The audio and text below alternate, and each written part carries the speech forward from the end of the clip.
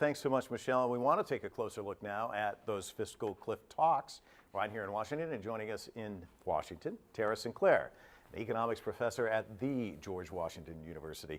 Let me ask you about this. I heard Jay Carney at his briefing today really getting beat up on by reporters who said, the president came in and said 250,000 and above, and now it looks like maybe 400,000, maybe higher. And Carney was saying, look, you have to give some when it comes to negotiations.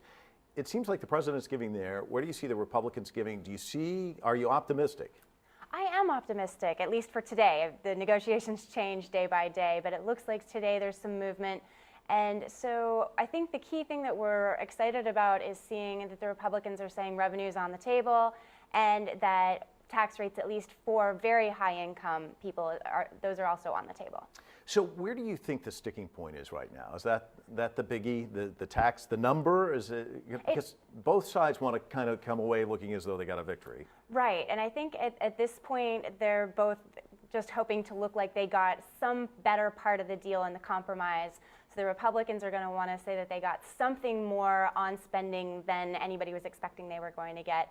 And the Democrats are going to say they've got something more on the revenue side. You look at things from an economic standpoint. Fed Chairman Ben Bernanke said a while ago that if they do reach some kind of agreement and avert the fiscal cliff, that this could be good for the economy moving forward. Your thoughts? Do you agree? I do agree. Actually, it's more the other way around, that if we're looking at it from falling over the cliff, that's going to be incredibly detrimental for the economy. So the exact plan that they come up with might not be particularly good, but it's preventing a worst case scenario. But there's also a drag, isn't there, when the federal budget tightens up? That's another thing that some economists have talked about. Absolutely, and it's a particular concern at this time when the unemployment rate is still high and a lot of families are still struggling.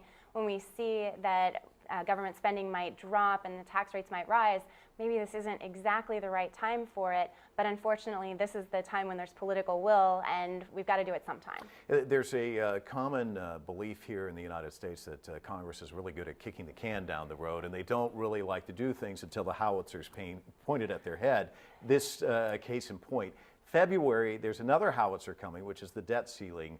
If you will, kind of outline what you see happening with that. Well, the idea with the debt ceiling is that after they've come up with this entire budget plan, they then will probably exceed the spending allowances based on the current debt ceiling.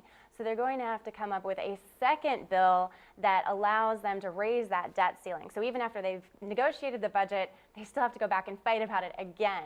And so the question is, how well are they going to agree to making that plan easier and hopefully at least push it a year down the way. If not, we might see another round of difficult talks, which might wrangle the stock market, et cetera. And there's some positive signs in the economy, though. U.S. home builder confidence at a 6.5-year high. Is that trend going to continue? If you were to look into your crystal ball and give us an outlook on 2013, and I know no one can really do that, but give it your best shot, where do you see the economy going here in the U.S.? Well, actually, in some sense, that number is a measure of their confidence going forward. So this is what industry people are saying they're expecting to go forward for housing. So that's a really good sign. The people in that market are saying that they're optimistic. We still have a ways to go on that before it actually becomes a strong signal of growth in the housing market. But it's a good sign, and it's exciting to see.